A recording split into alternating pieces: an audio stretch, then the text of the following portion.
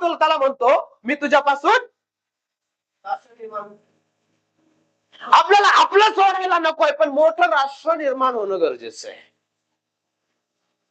आपल्याला आपला मीपणा, आपल्याला आपले ऍटिट्यूड सोडायला नकोय, पण मोठं राष्ट्र पाहिजे. देव आणि देवाने निवडलेल्या गोष्टी सर्वसाधारण नाहीये, किरकोळ नाहीये. खेळ समजू नका प्रियानो, तो भस्म करणारी आग पण आहे. लिसन केअरफुली.